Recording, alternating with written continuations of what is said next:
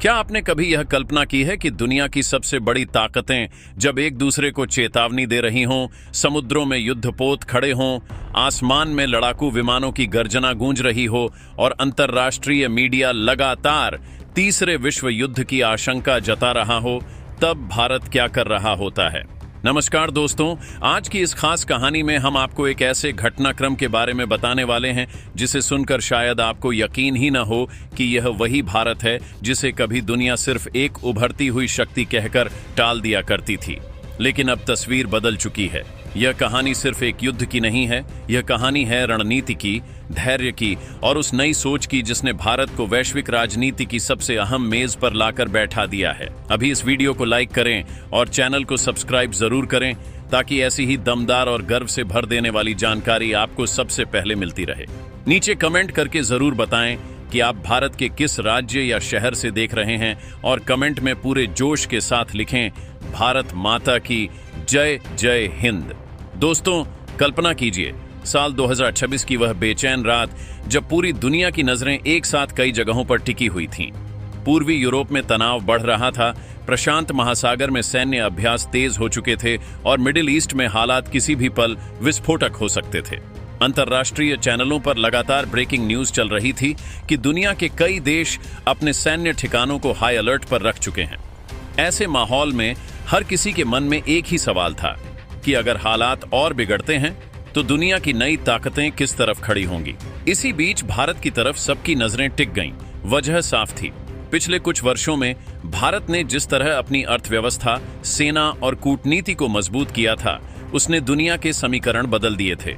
जो देश कभी भारत को सिर्फ एक बड़ा बाजार समझते थे, वही देश अब उसे रणनीतिक साझेदार के रूप में देखने लगे थे।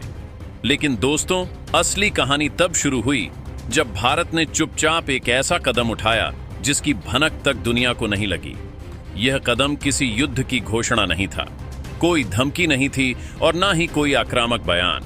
यह एक ऐसा शांत लेकिन बेहद प्रभावशाली फैसला था जिसने दुनिया के कई बड़े देशों को चौंका दिया। जब दुनिया की बड़ी ताकतें अपने अपने गुटों में बंटकर एक दूसरे के खिलाफ बयानबाजी कर रही थीं, उसी समय भारत ने अपने कूटनीतिक चैनलों को सक्रिय कर दिया। नई दिल्ली से लेकर एशिया, अफ्रीका और यूरोप के कई देशों तक लगातार संपर्क स्थापित किए जाने लगे। इन बातचीतों का मकसद सिर्फ एक था, तनाव को और बढ़ने से रोकना और साथ ही भारत के हितों को पूरी मजबूती से सुरक्षित रखना। दोस्तों, अंतर्राष्ट्रीय राजनीति में अक्सर वही देश आगे निकलता है जो संकट के समय घबराता नहीं बल्कि अवसर ढूंढ लेता है। भारत ने भी यही किया। दुनिया जब युद्ध की संभावना से डर रही थी, उसी समय भारत ने व्यापार, ऊर्जा और कनेक्टिविटी के ऐसे रास्तों पर काम शुरू कर दिया जो आने वाले दशकों तक उसे फायदा पहुंचाने वाले थे।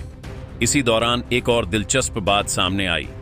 कई देशों ने देखा कि भारत सिर्फ बयान देने तक सीमित नहीं रहा, बल्कि उसने अपने समुद्री मार्गों की सुरक्षा बढ़ा दी, अपने व्यापारिक साझेदारों के साथ समझौते तेज कर दिए और साथ ही अपने रक्षा सहयोग को भी नई दिशा देना शुरू कर दिया। भारतीय नौसेना के जहाज हिंद महासागर के कई महत्वपूर्ण हिस्सों में गश्त बढ़ाने लगे।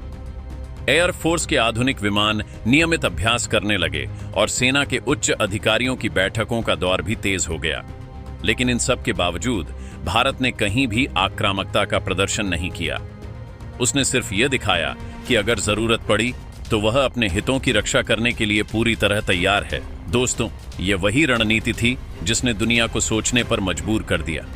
कई विशेषज्ञों ने कहना शुरू कर दिया कि भारत अब सिर्फ एक क्षेत्रीय शक्ति नहीं रहा, बल्कि वह वैश्विक संतुलन का एक अहम स्तंभ बन चुका है। इस पूरे घटनाक्रम में सबसे ज्यादा दिलचस्प भूमिका भारत की अर्थव्यवस्था ने निभाई। दुनिया के कई देश जब युद्ध की आशंका से अपने व्यापार को सीमित करने लगे थे, उसी समय भारत ने नए निवेश समझौते किए, नई तकनीकी साझेदारियां शुरू की और अपने उद्योगों को तेजी से आगे बढ़ाया।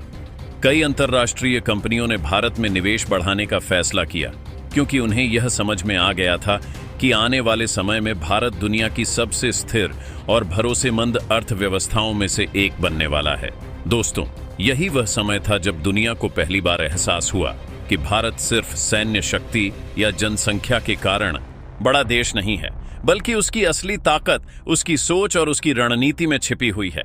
जब दुनिया के कई देश संकट में उलझे हुए थे, उसी समय भारत ने अपने भविष्य की नींव और मजबूत कर दी। नई तकनीक, नई उद्योग नीति और वैश्विक साझेदारियों के जरिए भारत ने यह संदेश दिया कि वह आने वाले समय में सिर्फ एक ताकत नहीं बल्कि एक मार्गदर्शक शक्ति बनने की तैयारी कर रहा है। लेकिन कहानी यहीं खत्म नहीं होती। असली मोड़ तब आया जब कुछ देशों ने भारत से खुले तौर पर सहयोग की मांग करनी शुरू कर दी। उन्हें यह समझ में आ गया था कि अगर क्षेत्र में स्थिरता बनाए रखनी है तो भारत की भूमिका को नजरअंदाज नहीं किया जा सकता। नई दिल्ली में लगातार उच्च स्तरीय बैठकें होने लगीं। विदेश नीति के विशेषज्ञ, रक्षा अधिकारी और आर्थिक सलाहकार मिलकर एक ऐसी रणनीति तैयार करने लगे जो भारत के हितों को सुरक्षित रखने के साथ साथ क्षेत्रीय शांति को भी बनाए रख सके। दोस्तों, यही वह पल था जब भारत ने दुनिया को यह दिखा दिया कि वह सिर्फ प्रतिक्रिया देने वाला देश नहीं है बल्कि वह खुद पहल करने वाला देश बन चुका है। भारत ने कई देशों के साथ मिलकर ऐसे सहयोग तंत्र विकसित किए जिनका मकसद समुद्री मार्गों की सुरक्षा, ऊर्जा आपूर्ति की स्थिरता और व्यापारिक रास्तों की रक्षा करना था। इस रणनीति का असर धीरे धीरे दिखने लगा। जिन इलाकों में तनाव बढ़ने की आशंका थी, वहां संवाद की प्रक्रिया शुरू हो गई। कई देशों ने अपने रुख को नरम किया और बातचीत के रास्ते तलाशने लगे। अंतर्राष्ट्रीय विश्लेषकों ने कहना शुरू कर दिया कि भारत ने जिस तरह संतुलित और दूरदर्शी नीति अपनाई है, वह आने वाले समय में वैश्विक राजनीति के लिए एक नया मॉडल बन सकती है। दोस्तों, यह वही भारत है जिसे कभी विकासशील देश कहकर नजरअंदाज कर दिया जाता था, लेकिन आज वही भारत दुनिया के सबसे महत्वपूर्ण फैसलों में अपनी मजबूत उपस्थिति दर्ज करा रहा है। भारत की इस नई भूमिका का सबसे बड़ा फायदा यह हुआ कि दुनिया के कई देशों ने उसे एक भरोसेमंद साझेदार के रूप में स्वीकार करना शुरू कर दिया। ऊर्जा, तकनीक, रक्षा और व्यापार जैसे कई क्षेत्रों में भारत के साथ नए समझौते होने लगे। इससे न सिर्फ भारत की अर्थव्यवस्था को मजबूती मिली बल्कि उसकी वैश्विक प्रतिष्ठा भी तेजी से बढ़ी। लेकिन दोस्तों, सबसे बड़ी बात यह थी कि इस पूरे घटनाक्रम में भारत ने कभी भी शांति और सहयोग के अपने मूल सिद्धांतों से समझौता नहीं किया। भारत ने हमेशा यही कहा कि उसका लक्ष्य किसी के खिलाफ खड़ा होना नहीं बल्कि स्थिरता और विकास को बढ़ावा देना है। यही कारण है कि आज दुनिया के कई देश भारत को एक ऐसे नेता के रूप में देखने लगे हैं जो संघर्ष की जगह सहयोग को प्राथमिकता देता है। जैसे जैसे समय बीतता गया, यह साफ होता गया कि भारत की रणनीति सिर्फ तात्कालिक संकट से निपटने के लिए नहीं थी बल्कि यह एक लंबे समय की योजना का हिस्सा थी। इस योजना का मकसद था भारत को आर्थिक, तकनीकी और कूटनीतिक रूप से इतना मजबूत बनाना कि आने वाले दशकों में वह वैश्विक व्यवस्था के केंद्र में खड़ा दिखाई दे। दोस्तों, अगर इतिहास को देखें तो दुनिया में वही देश लंबे समय तक प्रभावशाली बने रहते हैं जो संकट के समय शांत रहकर सही फैसले लेते हैं। भारत ने भी यही किया। उसने जल्दबाजी में कोई कदम नहीं उठाया, किसी दबाव में आकर कोई बयान नहीं दिया, बल्कि अपने हितों और वैश्विक संतुलन दोनों को ध्यान में रखते हुए एक संतुलित रास्ता चुना। आज जब हम पीछे मुड़कर देखते हैं तो समझ में आता है कि उस दौर के फैसलों ने भारत को किस तरह नई ऊंचाइयों तक पहुंचाने की नींव रखी थी।